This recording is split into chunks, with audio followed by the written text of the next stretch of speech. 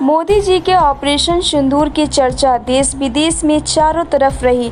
इसी क्रम में अमित सिंह चौहान, जो वर्तमान में यूनियन बैंक ऑफ इंडिया में वरिष्ठ प्रबंधक पद पर चेन्नई में कार्यरत हैं, उन्होंने ऑपरेशन सिंदूर और देश की सुरक्षा की व्यवस्था पर good morning Bharat news channel पर अपने विचार साझा किए। तो आप ऑपरेशन सिंदूर बारे में क्या कहना चाहेंगे? कैसा भारत सरकार का ये कितना हद तक ये सक्सेस रहा है और क्या मतलब इसका रिस्पांस कैसा रहा? देखिए, ऑपरेशन सिंदूर अब तक की भारत की आतंकवाद के खिलाफ सबसे निर्णायक लड़ाइयों में से मैं एक मील का पत्थर कहूंगा।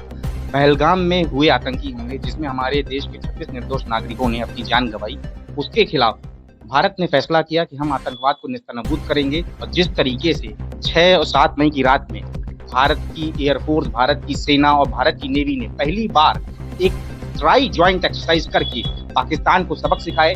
पाकिस्तान के करीब 9 आतंकवादी अड्डे तबाह किए गए, जिसमें हमने पाक ऑक्युपाइड कश्मीर में हमला किया, हमने पाकिस्तान के अंदर जाके हमले किए और जिसमें 100 से अधिक आतंकवादी मारे गए। बहावलपुर में हुए आतंकी हमले में ये स्पष्ट है कि जैश प्रमुख मौलाना मोहम्मद मसूद अजहर के 10 से ज्यादा करीबी रिश्तेदार मारे गए। और जब पाकिस्तान ने भारत पर वापस ड्रोन और मिसाइल डालने की कोशिश की, तो न सिर्फ हमारी जो आर्मी की एयर डिफेंस थी, उसने सारे ड्रोन हमलों को नाकाम किया। फिर हमने पाकिस्तान के मिलिट्री स्टेशन पर भी अटैक किया। हमने पाकिस्तान का जो एयर डिफेंस था उसको पूरी तरीके से बर्बाद कर दिया।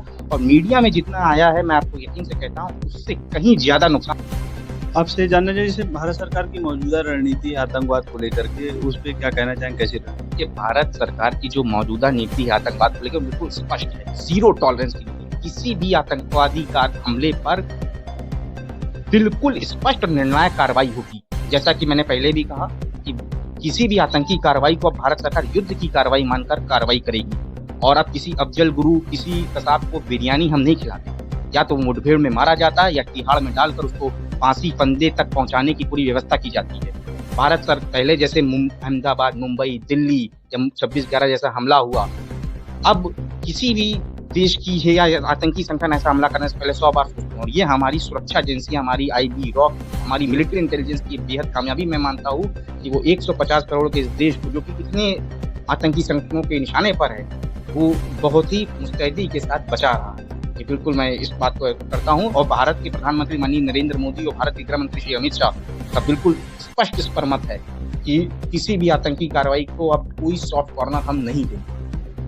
अच्छा, एक आपसे आखिरी सवाल ये पूछना चाहेंगे, जैसे रक्षा क्षेत्र में जो भारत की आत्मनिर्भरता है, वो आप इससे कितना हद तक सहमत हैं? कि रक्षा क्षेत्र में भारत की आत्मनिर्भरता का ऑपरेशन सिंदूर सबसे बड़ा उदाहरण है सफलता। अब ये सोचिए, ड्रोन हमलों से हमने रफाल्स का भी इस्तेमाल किया, लेकिन जिन विमानों ने सबसे ज्यादा तबाही पाकिस्तान में बनाई, वो थे अनमैन्ड एरियल व्हीकल, जिनको हम ड्रोन के नाम से जानते हैं। ये ड्रोन अब भारत भी मैन्युफैक्चरिंग कर रहा है। हमारे मेक इन इंडिया प्रोजेक्ट के तहत हम तमाम सारी ब्रह्मोस, जो इंडिया रशिया का ज्वाइंट वेंचर है, हम बना रहे हैं। हम तमाम MBT अर्जुन टैंक्स बना रहे हैं। तो भारत एक जो दुनिया इस समय वैश्विक आतंकवाद के दौर में गुजर रही है, तमाम रूस, यूक्रेन युद्ध, सीरिया में जो आंतरिक समस्याएं हो रही हैं, इसमें हमें अपने मेक इन इंडिया के तहत हमने बहुत अच्छी डोमेस्टिक मैन्युफैक्चरिंग हासिल की है। और यही एक वजह है कि आज हम अमेरिका के सामने भी घुटने नहीं टेक रहे हैं। और हमारा प्रधानमंत्री स्पष्ट तौर पर बोलता है, हमारे लिए भारत के हित सर्वोपरि है। मेक इन इंडिया के तहत भारत ने अभूतपूर्व योगदान किया है।